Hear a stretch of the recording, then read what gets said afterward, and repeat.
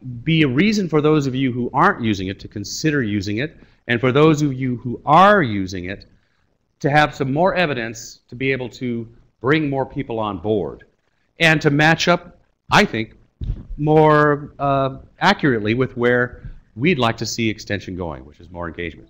So my name is Jeff Hino, and I'm assisted by my good friend and colleague, Senor Tomas, Jerry Thomas.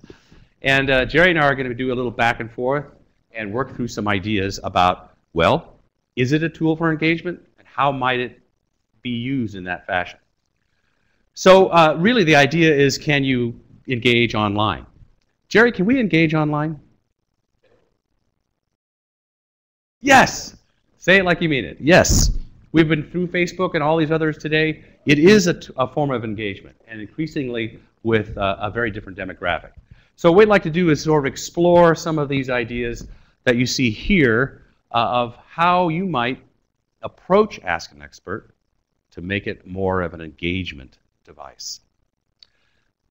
So first, let's take a look at the fact that, we all know this. Nothing new there. But the idea that, are we engaging? And this is where Ask an Expert can act like a welcome mat for engagement. And what we like to do is kind of explore some of the concepts behind that. How can it be the first offer for engagement? Well, as we stated earlier, and most of you know, Ask an Expert is reaching out to people who, more than half of them, have never used extension before. More than half the people using Ask an Expert, it's their first time working with extension. So here's your chance to engage them. So it is a very powerful way to create what we're calling these sort of engageable moments. What might they look like? Well, we've been doing this for 100 years. People ask questions, we give them answers. What happens next, though, in an engagement? They reply back to you. They come in your office, they put their feet up on your desk, they start talking back and forth. So, can Ask an Expert do this? I say yes. Jerry? Absolutely. Great. So, the idea then that we can do a number of things that can make it engaging. And alternatively, you can engage with your internal audiences by pointing out that it's an engagement moment and also a chance for scholarship of engagement. In fact, Jerry and I, we gave a presentation last year at the Scholarship of Engagement conference. And so we were trying to get, these people at the Engagement Scholarship Conference, they talk differently than we do.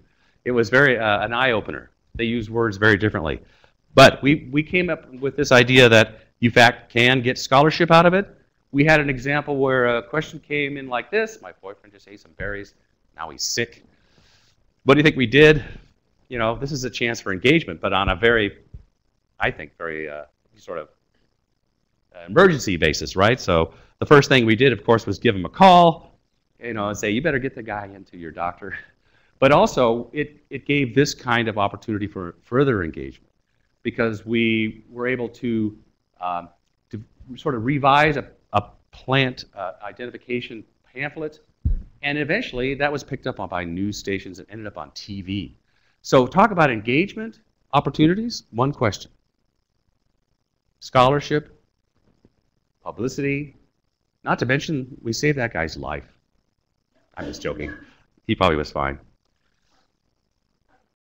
Okay, so we're increasingly calling Ask an Expert a form of social media. Can we say that?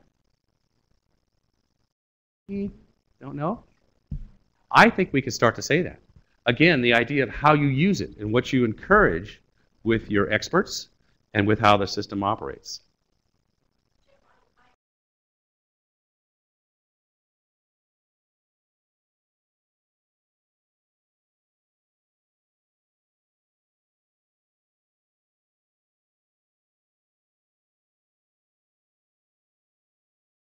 It depends. If it's a private question, then it goes, of course, only back to the expert.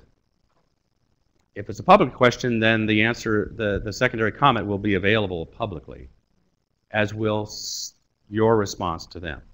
So kind of determined by that. I think so, yes. Jerry's doing a great job.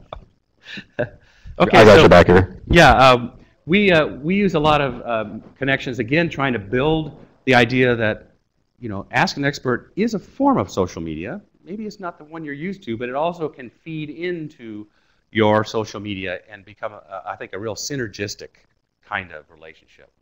So our Ask an Expert questions are then the ones that are really trending, and we'll talk more about that, or showing some other, I think, real popular twists to it, timeliness. We'll get them right to our Facebook person, and they'll post them. So we try to build up that social conversation around that question.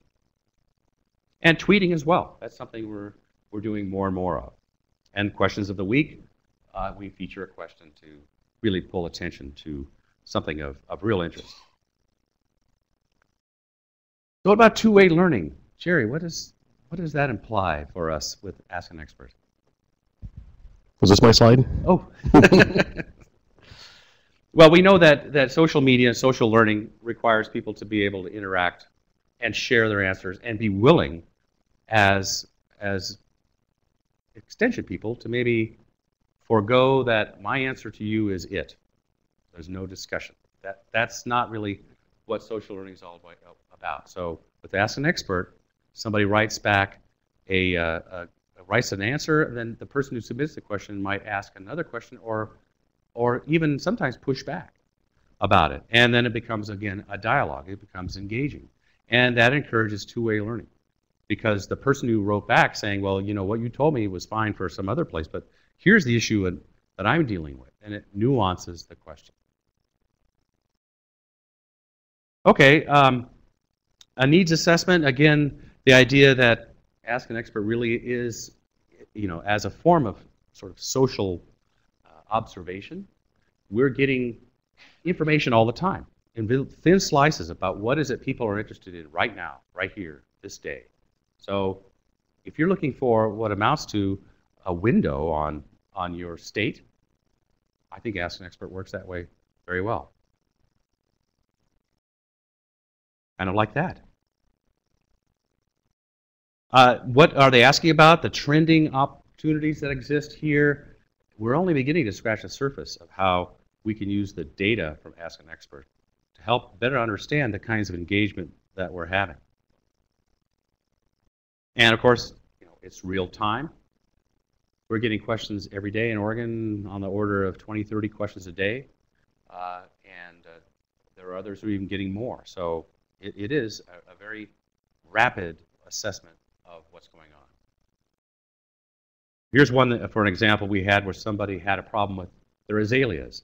This one turned into a very interactive discussion between the expert and the person who asked the question. In fact, there was a lot of debate about this because the person was pushing back, saying, well, you're telling me to use pesticides, and I don't think I should. And there are other ways one could do this. And they got into a very interesting dialogue. Both were right.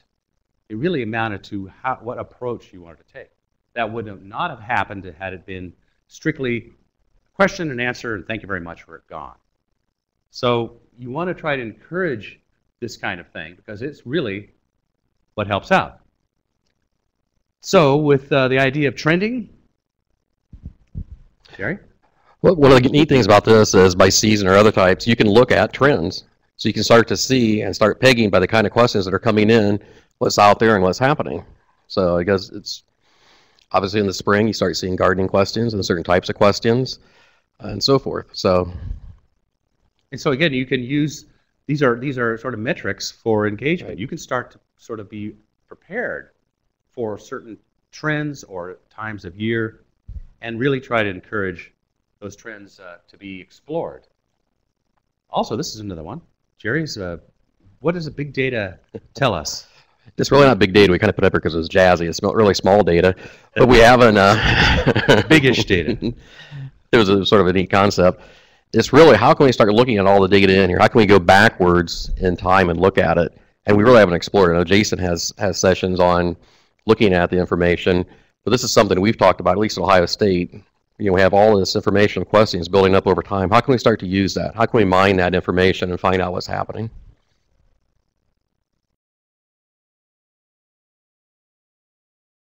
So the other thing we can look at is this idea of engagement at the community level.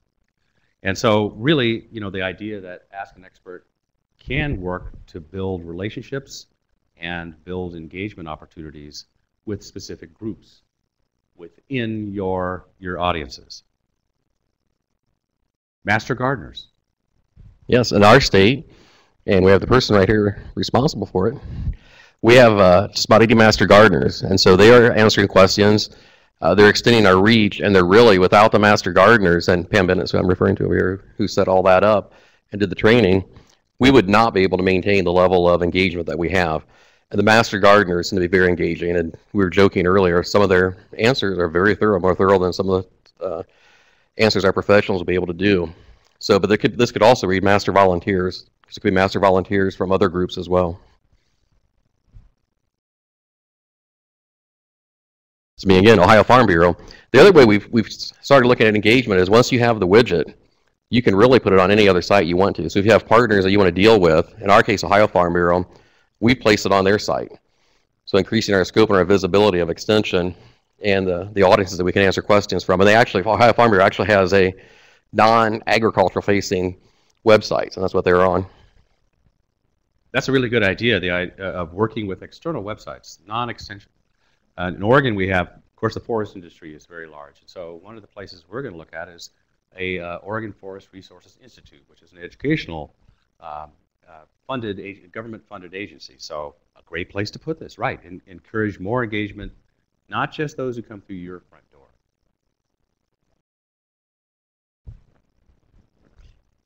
Citizen science is up here because we're exploring areas of citizen science, and Trudy, still here, who's doing work with citizen science in Minnesota. But we're really interested not only in how we get master volunteers, but are there folks there that can eventually help us with research? Can we provide them training as a outreach arm with research? And so we're really interested in exploring this area. It's a big area right now with a lot of universities because of budget issues. So how do we tie that with Ask an Expert, and how do we increase our pool of potential reach with that? What might that look like if we were to make that connection? If we make that connection, that would be primarily empowering them with some training to be able to collect data and information on our behalf, and in some cases potentially start to analyze that data and information. So, in wrapping up, of course, this is, like I say, we posed it as a question, really. Is Ask an Expert a form of engagement? We think it is, and it could be more advantage taken of that. But, there are still things we're faced with.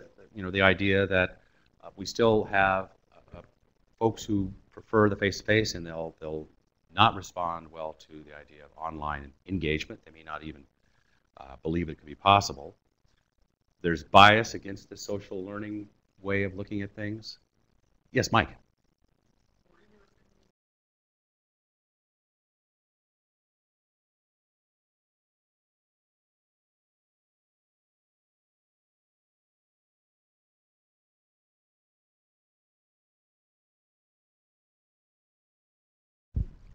We are in, I believe, Mahoning County. Part of the way Ohio's system is set up is the questions don't automatically go to someone in that county. They go to someone with that specialization. And so that makes it a little bit harder. But we have 3 counties who are not using master gardeners for home yard garden type questions. And in one of those, the educator will oftentimes put information at the bottom where they can opt into a newsletter or other thing. So using it as a way to engage with them. I'm not sure he's done it with any specific events, but he's done it with the newsletter. Yes.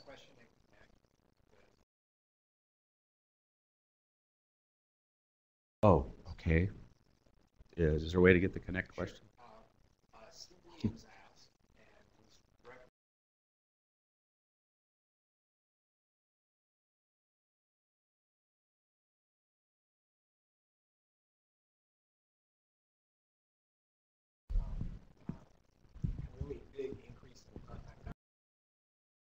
About the engagement numbers of the online training presented in that session, and he's saying, how do we rationalize the return on investment for this level of engagement that in Ask an Expert, this back and forth, particularly when it's free? Return on investment for Ask an Expert, I think, is going to have 2 sides to the story. One is, how do you value engagement? How do you assign a dollar value to what it is that Extension has been doing for 100 years? I think it's the highest form on the Maslow pyramid of Extension activity. So I think right away the rewards are built into the fact that you are engaging. But also, if you want to know about ROI in dollar sense, the new data available on Ask an Expert, if you go to the reporting section, you can actually see what those people who have had questions answered. They get a poll, they get a survey within 2 weeks saying, how was our answer, was it good, bad, other things. One of the questions they're asked is, what was the economic value to you of the answer you got? Well, you have to go in. The question was, we don't get that data. You do, but you have to go to the data at the top of.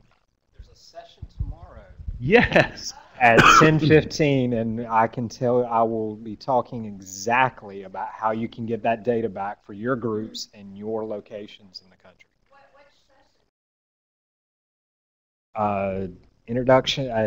Introducing data for Ask an Expert, I believe. It has Jason's name on it. It has Jason's.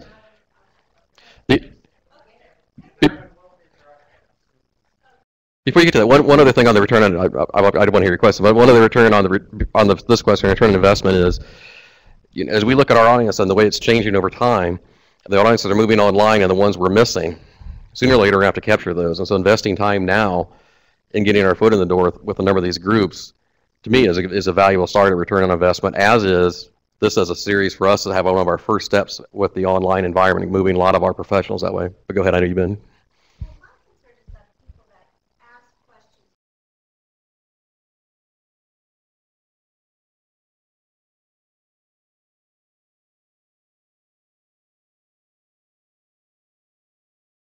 They don't want to talk to you. They want to be disengaged from you. That's why they do it. I get tons of questions. I had one today, hydroponic questions. I know that they're growing. You know, they don't want to tell me that. You know what I'm saying? You get the people that don't want to engage. How do you move them to engaging with you? Well, I guess I would say that it's like anything in life. You're going to have there are three kind of people in this world: the ones who engage and the ones who don't. Or, you know, you eventually are going to be looking for opportunities, just like anywhere else in Extension, where people may just have a question they want a quick answer and out the door, and Ask an Expert can do that. But when it does present the opportunity for engagement and they want it, then it can be used that way. Well, that would be partly marketing Ask an Expert, perhaps a little bit more aggressively how it can be used, highlighting those opportunities for feedback. We use a lot of, we put out press releases about things that happen in Ask an Expert. These stories of how questions evolve into products and discussions and courses whenever you can.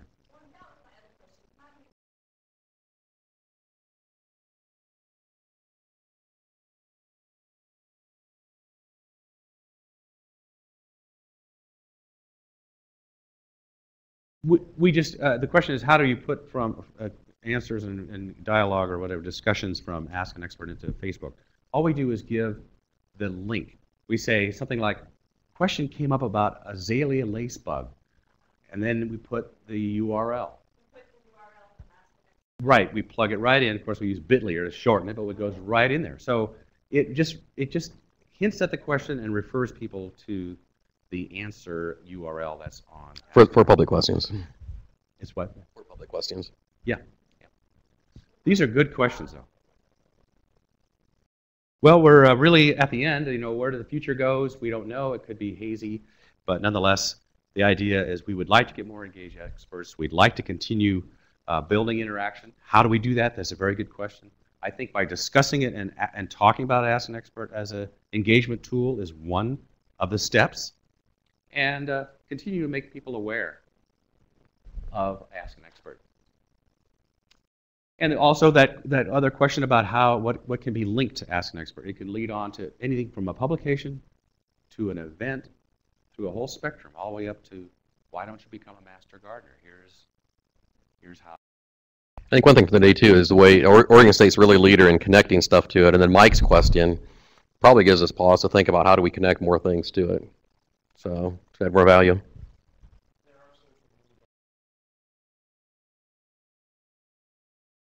Okay, so they could go to Facebook and that kind of thing. Great. So we just need to keep on keeping on with those, right? I mean, we can't look at Ask an Expert again as just what it was 3 years ago. It's changed, and its capacity has changed. Well, thank you. We appreciate it. Good luck.